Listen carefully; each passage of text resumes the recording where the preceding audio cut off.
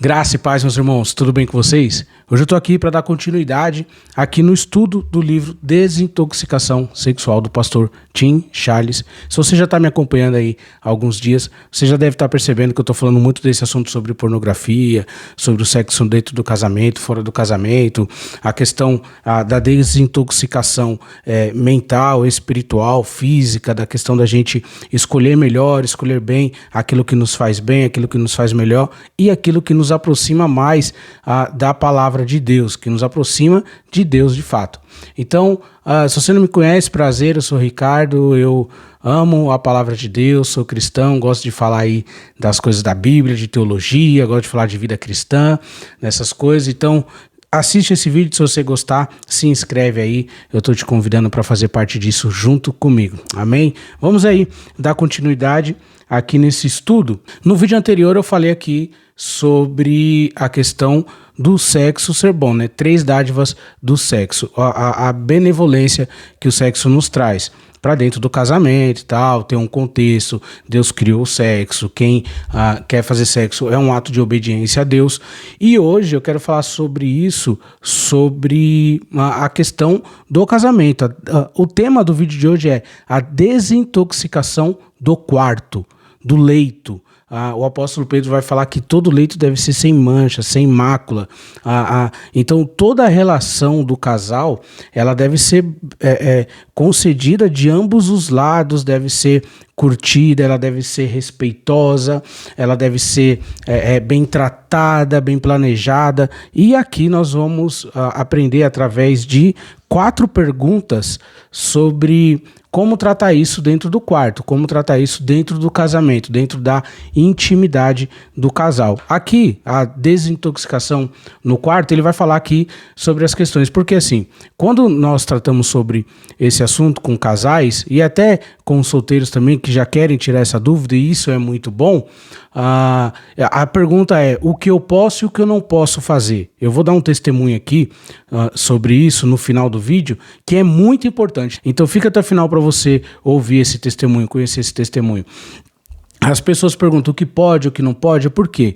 Muitas vezes nós somos contaminados com aquilo que nós assistimos, ou com experiências que nós já tivemos anteriores, e isso prejudica muito ali na hora do relacionamento, porque se você foi um viciado em pornografia e quer trazer atos que você assistiu ali para dentro do seu quarto, muitas vezes, na maioria das vezes, 99,9% das vezes, você não vai conseguir desempenhar aquele papel. Porque aquilo é um entretenimento, aquilo ali é uma ficção, aquilo ali é uma fantasia, aquilo ali não é algo de fato, não é uma relação de fato. Então, você tentar reproduzir algo que é uma ficção, já falei sobre isso aqui, é a mesma coisa de você assistir o filme do Super-Homem, querer amarrar uma toalha no pescoço e pular da janela e sair voando. Isso não vai acontecer, porque aquilo é uma ficção. Aquilo ali foi criado para o entretenimento e não como um ato real, né? Então nós precisamos fazer essa separação também aqui nesse caso, no caso das relações sexuais. Então ele está falando aqui, né? Muitas pessoas elas vão achar que quando nós vamos falar dessa questão da intimidade do casal dentro do quarto, a gente vai dar uma lista do que pode e o que não pode fazer. E isso não acontece, porque a Bíblia não relata aquilo que não pode fazer. Quer dizer, relata algumas coisas, mas aí são coisas fora do limite. Dentro do limite do casal, do sexo respeitoso ali, não tem. Por exemplo, posição, o que fazer, onde beijar, onde tocar, como fazer, tempo para fazer. Não tem essas dicas dentro da Bíblia, não tem. Então, o que é que nós temos? O bom senso. Nós temos o bom senso. E aí eu, como pastor, como discipulador, eu não posso proibir um casal, falar para um casal o que ele pode e o que ele não pode fazer. O testemunho que eu dei para dar aqui é sobre isso, tá? E aí vamos para as perguntas. E aqui ele trabalha 4 perguntas, né? Aqui ele está trabalhando diretamente para homens, mas eu estou fazendo esse vídeo para geral, para todo mundo. Então, essa pergunta é para todos. A primeira pergunta é: esse é um ato de um conquistador ou de um servo? Ou seja, na hora que você vai lá se relacionar, aquele ato está acontecendo porque você conquistou? Está acontecendo porque você está servindo? Está acontecendo porque você está querendo gerar prazer para outra pessoa? E aí ele dá uma série de respostas aqui, mas uma que eu separei é: não submeta sua esposa a atos que a fariam sentir-se apenas um meio para um fim, subjugada e não amada e cuidada, contaminada em vez de estimada. Ou seja, não subjugue o seu cônjuge, o seu parceiro ali na hora, só para o seu prazer. Só como um meio para você sentir um prazer no final. Vou usar esse termo aqui porque é o que todo mundo usa. Vou dar uma para dormir. Só isso? Vai ser só para isso? Para desestressar? Vai ser só para isso? Você está usando o seu cônjuge, aqui no caso o homem usando a mulher, ou a mulher usando o homem, como uma ferramenta para o seu prazer final. E o que difere isso do pecado da pornografia? O que difere isso do pecado do adultério, da prostituição? Em nada. Em nada. O seu cônjuge ali naquele momento está sendo só uma ferramenta. E isso é um pecado, cara. Isso precisa ser corrigido. Isso precisa ser tratado. Então, aqui ele está fazendo essa pergunta aqui, ó. Esse é um ato de um conquistador ou de um servo? Se não for, vai orar. Vai orar. Por quê? Não é para você fazer aquilo ali naquela hora. É a mesma coisa.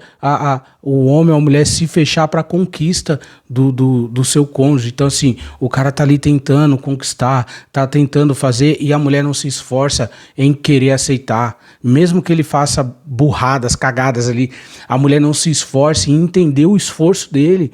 Mesma coisa o homem não se esforça em entender que a mulher tá querendo fazer algo diferente, que a mulher tá querendo elevar o relacionamento, a relação. Então, usar o outro como um meio para o fim do seu desejo próprio, egoísta, isso é um pecado, é um erro. E essa é uma das perguntas que é para ser feita. Esse é um ato de um conquistador ou de um servo? Olha lá. A próxima pergunta é: isso traz prazer somente a um ou aos dois? Está relativamente ligado, né? Esses dois casos. Então, isso traz prazer somente para um ou para os dois? Aí ele coloca uma resposta aqui assim, ó. Nunca busque o prazer à custa do seu cônjuge. Nunca cometa atos que sejam prazerosos para um e desagradáveis para o outro. E o que ele está falando aqui? Quando você busca, aí a gente volta sempre no mesmo assunto, porque isso é o que está relacionado em todos os relacionamentos. Esse é o problema que vem para a mesa do discipulado. Ele só me procura quando ele quer. Chega cansado do futebol, toma um banho e vem para cima. E aí 1 minutinho ali, pronto, acabou, o cara já tá roncando. A minha mulher só me procura quando ela quer. Não deixa eu tocar, não deixa eu pegar, não deixa eu beijar, não deixa... Então, tudo isso precisa ser muito bem alinhado, muito bem conversado. E aí essa pergunta, isso traz prazer somente para um ou para os dois? Porque a Bíblia fala que o homem foi feito para a mulher e a mulher para o homem. E o homem tem o domínio do corpo da mulher e a mulher tem o domínio do corpo do homem. Vou deixar o versículo aqui para vocês.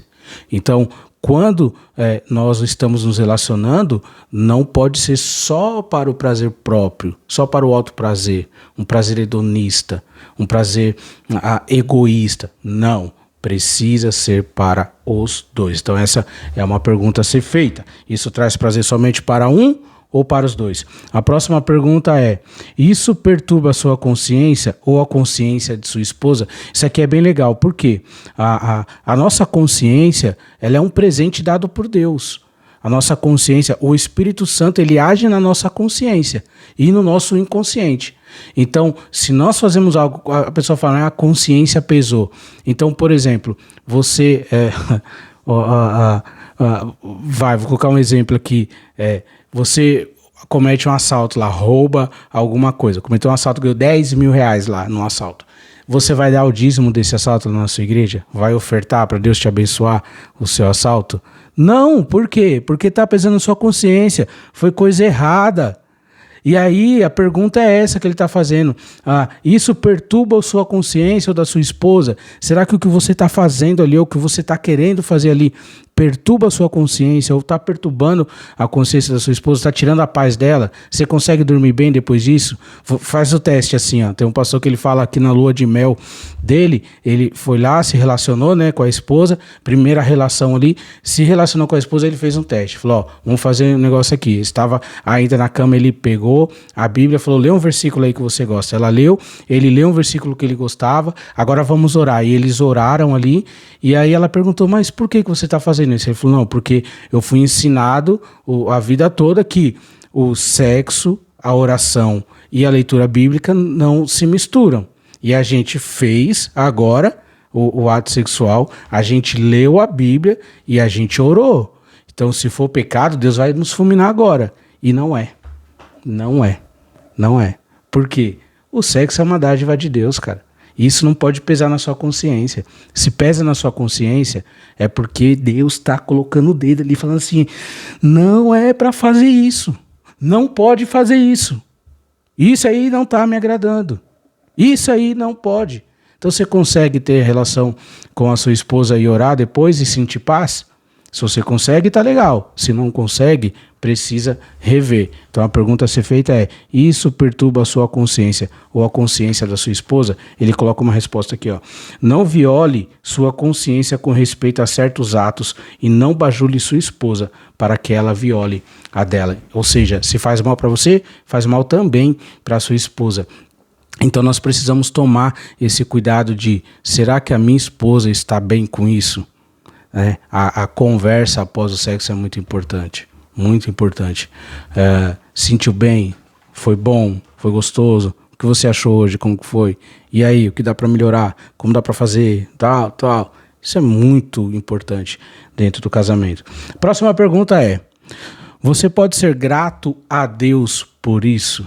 Nossa, isso aqui é muito interessante. Por quê? Você já pensou? Você está lá, você terminou lá o seu ato sexual com a sua esposa, com o seu esposo, aí você levanta as mãos para os céus e diz, Senhor, obrigado por essa dádiva, obrigado por esse momento. Já pensou? Vocês se alegrarem ali, Senhor, obrigado, eu te agradeço por essa de hoje que foi muito boa. Será que você consegue fazer isso? Será que você consegue ser grato a Deus depois que você tem uma relação com a sua esposa, com o seu esposo? Será que o seu cônjuge está sendo grato a Deus por ter tido essa relação com você? Muito importante essa pergunta. Ele coloca aqui essa resposta assim, ó. Para tais casais consagrados, o tempo de sexo grato exclusivamente um com o outro se mostrou muito mais interessante, muito mais fascinante, muito mais íntimo e muito mais satisfatório que qualquer prazer que pudesse encontrar em uma aventura sexual. Você confia em Deus para que isso aconteça a você e a sua esposa e a sua noiva ou ao seu cônjuge, né, o seu esposo? Então, assim, aqui é claro que para pesquisa, para fazer um livro, a gente faz pesquisas, a gente faz entrevistas, a gente vai atrás de muitos relatos. E aí ele achou esses relatos aqui, que para casais consagrados, para casais que são fiéis a Deus e que são fiéis ao relacionamento, eles acharam muito mais prazer no mútuo, ali no sexo bem feito, do que em qualquer outro lugar, do que em qualquer outras ações, do que em qualquer outros feitos.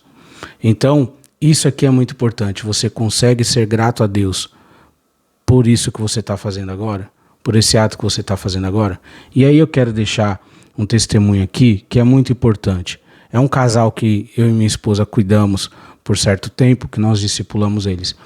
Era um casal que já moravam juntos e eles se converteram. Primeiro a esposa se converteu, depois, um tempo depois, o esposo se converteu. Eles já tinham uma filha já ali na casa dos 6, 7 anos. E eles se converteram e eles não eram casados no papel, se casaram, foram no cartório, casaram, fizeram ali uma cerimônia simples para eles, mas eles conseguiram casar, fizeram tudo certo, estava tudo indo muito bem. Eu e minha esposa nos aproximamos, começamos a discipular eles e passou um tempo, o começou a vir as crises no casamento, e isso é normal. Mas a crise que eles tinham era na relação íntima deles. E aí a esposa falava com a minha esposa falava comigo, e eu tentava sondar o marido. Por quê? Qual o relato da esposa? Antes de se converterem, eles tinham uma relação sexual que eles faziam, que já eram acostumados, e que ela gostava muito, e não era pecado, não era um modo de fazer que eles tinham, não era pecado. E aí o pastor da igreja, em conversa com o rapaz, com o marido, falou que aquilo ali era pecado e que não podia, e o pastor proibiu de fazer aquilo. Então assim, o pastor apresentou um seminário na igreja, falou que aquilo ali era errado, que aquilo ali era pecado. O rapaz procurou o pastor, falou: pastor, eu faço isso com a minha esposa há anos já. Há anos. E eu estou preocupado agora porque o senhor falou que é pecado. O pastor falou: irmão, você tem que parar com isso. O que aconteceu? Ele parou, não fez mais. A esposa sentiu falta. E o que a esposa fez? Foi procurar fora do casamento. Ela não chegou a traí-lo de fato, mas porque o adultério está na mente. Se você pensa, você já está adulterando. Isso é o que Jesus diz. Vou até deixar o versículo aqui para você ver. Então, o que ela fez? Um dia ela confessou para minha esposa. Ela falou: em uma conversa pelo Facebook, eu quase fui encontrar com um rapaz, porque me fez falta, é algo que eu gosto, e eu queria fazer de alguma forma. Então, esse cara quase fez o pecado dele de se negar para sua esposa, quase fez com que a esposa dele pecasse com ele também, contra o casamento dele também. E isso começou aonde? No púlpito. Uma mensagem mal pregada, um testemunho mal dado, né? Um cuidado negligenciado. Como que você vai chegar num casal e falar: vocês não podem mais fazer isso? Não, queridos, olha só, eu tô falando aqui como alguém que já está na caminhada há mais de 15 anos. E nesses 15 anos aí, 12, 13 anos trabalhando com casamento, com casais. Eu tenho um testemunho muito forte no meu casamento. Qualquer dia eu vou deixar ele exposto aqui, vou falar desse testemunho. Quero até trazer minha esposa aqui para contar isso juntos e para contar a nossa história. E não existe nenhum embasamento bíblico que dê autoridade a um líder espiritual a tratar a sua intimidade com a sua esposa. Não tem. Não existe nenhum embasamento bíblico para isso. O seu líder espiritual, o seu pastor, o líder da sua igreja, o seu discipulador, o seu cuidador, não tem autoridade bíblica, porque a autoridade de Deus, a revelação é através da Bíblia, não tem autoridade bíblica para falar o que você pode ou o que você não pode. Essas perguntas que nós fizemos aqui hoje, você consegue ser grato a Deus por isso? Você está bajulando seu cônjuge para fazer algo de errado? A sua consciência está limpa com isso? Você consegue se alegrar com isso? É por prazer mútuo? Essas perguntas que nós fizemos aqui hoje, elas são muito importantes para essa caminhada. São muito importantes para isso. Porque isso vai trazer cura para o seu relacionamento, pro relacionamento dentro do quarto. Isso vai desintoxicar o seu quarto. E aí, se tem um líder querendo ditar o que você pode ou o que você não pode fazer dentro do seu quarto que não esteja na Bíblia, sai daí, cara. Sai dela, povo meu. Sai fora. Vai procurar outro lugar. Porque não existe embasamento bíblico para líder nenhum apontar o que você pode ou o que você não pode fazer dentro do seu quarto com o seu cônjuge. O seu leito deve ser sem mancha, imaculado, deve ser algo santo, algo que você seja grato a Deus. A sua relação deve trazer gratidão a Deus. A sua relação deve trazer uma consciência limpa do que você está fazendo. A sua relação deve trazer honra ao seu cônjuge e não uma desonra. Então, assim, a negligência de um líder fez com que um casamento se acabasse. E aí esse casal que eu estou citando aqui se separaram. Hoje ele é casado com outra mulher e ela é casada com outro homem. E aí? Então, assim, não existe, tá? Essa questão do líder falar o que você pode ou o que você não pode fazer. Se não estiver na Bíblia, se não estiver entre as 4 linhas da Bíblia, a gente não pode dar opinião. Eu não posso dar minha opinião sobre o que você faz ou o que você não faz com a sua esposa. Eu posso te orientar, que é o que eu estou fazendo aqui hoje. Amém? Gostou desse vídeo? Você está gostando dessa série? Eu falei que esse seria o último. No último vídeo eu falei que só tinha mais um assunto, mas tem mais um. Tem mais uma desintoxicação para a gente fazer. Então a gente já fez a desintoxicação sexual na questão da pornografia, na questão do sexo, na questão do casamento, desintoxicação do quarto, e o próximo é a desintoxicação da nossa alma. Então se você está gostando dessa série de vídeos, compartilha com mais pessoas aí, comenta alguma coisa aqui, curte o vídeo e eu te espero na nossa próxima aula aqui, nosso próximo estudo desse livro, que é sensacional. Amém? Deus te abençoe.